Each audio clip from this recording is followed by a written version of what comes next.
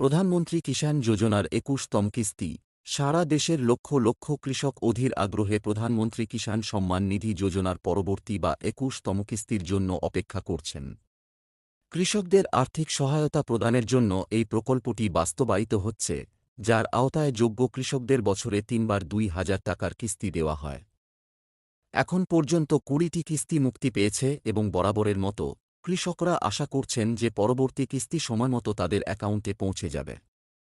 প্রকল্পের প্রাথমিক লক্ষ্য হল সীমিত সম্পদ নিয়ে চাষাবাদ করা কৃষকদের আর্থিক সহায়তা প্রদান করা। ক্রমাগত পরিবর্তনশীল আবহাওয়া, বৃষ্টিপাত, খরা এবং প্রাকৃতিক দুর্যোগের কারণে কৃষিকাজের খরচ বাড়ছে, কিন্তু সেই অনুযায়ী আয় বাড়ছে না।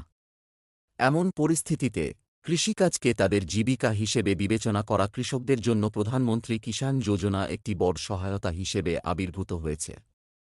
প্রধানমন্ত্রী কিষাণ ২১তম কিস্তির তারিখ ২০২৫, পরবর্তী কিস্তি দীপাবলির আগে আসতে পারে। এখন আসুন প্রধানমন্ত্রী কিষাণ ২১তম কিস্তির তারিখ ২০২৫ সম্পর্কে কথা বলি, যা বর্তমানে সবচেয়ে আলোচিত। রিপোর্ট অনুসারে কেন্দ্রীয় সরকার ২০ অক্টোবর ২০২৫-এর মধ্যে কৃষকদের অ্যাকাউন্টে ২১তম কিস্তি স্থানান্তর করতে পারে। এর মূল কারণ হল এই বছর দীপাবলি ২১শে অক্টোবর পরে এবং সরকার উৎসবের আগে কৃষকদের কিছু ত্রাণ প্রদান করতে চায়। শেষ ২০তম কিস্তি পাঠানো হয়েছিল ২ আগস্ট ২০২৫ তারিখে এবং এই প্রকল্পের নিয়ম অনুসারে প্রতি ৪ মাস অন্তর কিস্তি দেওয়া হয়। সেই অনুযায়ী পরবর্তী কিস্তি অক্টোবরের মাঝামাঝি থেকে শেষের দিকে দেওয়া হবে বলে আশা করা হচ্ছে। কৃষকদের তাদের নথিপত্রের স্থিতি পরীক্ষা করে সময়মতো সমস্ত প্রয়োজনীয় প্রক্রিয়া সম্পন্ন করার পরামর্শ দেওয়া হচ্ছে। রাজ্যগুলির কৃষকরা ইতিমধ্যেই তাদের কিস্তি পেয়ে গেছেন। এটি উল্লেখযোগ্য যে কেন্দ্রীয় সরকার ইতিমধ্যেই ৩টি রাজ্যের কৃষকদের ২১তম কিস্তি বিতরণ করেছে। হিমাচল প্রদেশ, উত্তরাখণ্ড এবং পাঞ্জাবের কৃষকরা ইতিমধ্যেই সেপ্টেম্বরে তাদের অ্যাকাউন্টে এই পরিমাণ অর্থ পেয়ে গেছেন। কারণ এই রাজ্যগুলি সম্প্রতি বন্যা, ভূমিধস এবং ভারী বৃষ্টিপাতের কারণে উল্লেখযোগ্য ক্ষতির সম্মুখীন হয়েছে এবং কেন্দ্রীয় সরকার তাৎক্ষণিক ত্রাণ প্রদানের জন্য পরবর্তী কিস্তি অগ্রিম দিয়েছে।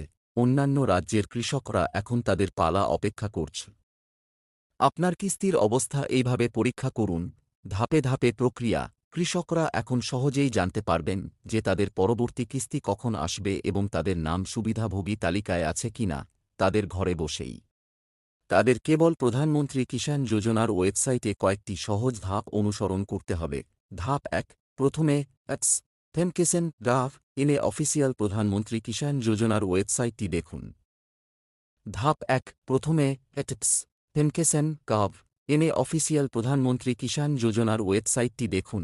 ধাপ ২, ওয়েবসাইটের হোম পেজে কৃষক কর্নার বিভাগে যান। ধাপ ৩, আপনি সুবিধাভোগী অবস্থা বিকল্পটি দেখতে পাবেন, এটিতে ক্লিক করুন। ধাপ ৪, একটি নতুন পৃষ্ঠা খুলবে যেখানে আপনি আপনার নিবন্ধন নম্বর বা মোবাইল নম্বর লিখতে পারবেন। ধাপ ৫, ক্যাপচা কোড লিখুন এবং ডেটা পানে ক্লিক করুন। ধাপ ৬, আপনার কিস্তির বিবরণ এখন স্ক্রিনে প্রদর্শিত হবে। এই প্রক্রিয়ার মাধ্যমে আপনি পূর্ববর্তী কিস্তি কখন এসেছে এবং পরবর্তী কিস্তির অবস্থাও পরীক্ষা করতে পারবেন। এই কারণগুলির কারণে আপনার কিস্তি বিলম্বিত হতে পারে। প্রতিবার কিছু প্রয়োজনীয় প্রক্রিয়া সম্পন্ন করতে ব্যর্থ হওয়ার কারণে লক্ষ লক্ষ কৃষকের কিস্তি আটকে যায়। এবার সরকার স্পষ্ট করে জানিয়েছে যে কেবলমাত্র সেই কৃষকরা যাদের নথি সঠিক এবং আপডেট করা হয়েছে তারাই কিস্তির সুবিধা পাবেন। ১. ইকেওয়াইসির অভাব। যদি আপনি এখনও ইকেওয়াইসি সম্পন্ন না করে থাকেন, তাহলে আপনার কিস্তি বিলম্বিত হতে পারে। এখন সকল সুবিধাভোগীর জন্য ইকেওয়াইসি বাধ্যতামূলক করা হয়েছে। ২. জমির রেকর্ড যাচাইয়ের অভাব। রাজ্য সরকারগুলি কৃষকদের জমি যাচাই করছে। আপনি যদি এই প্রক্রিয়াটি সম্পন্ন না করে থাকেন, তাহলে আপনার কিস্তি বিলম্বিত হতে পারে। ৩. ভুল ব্যাংকের বিবরণ।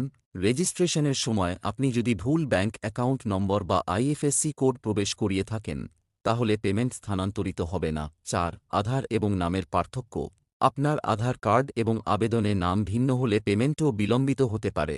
এই নথিগুলি মনে রাখবেন।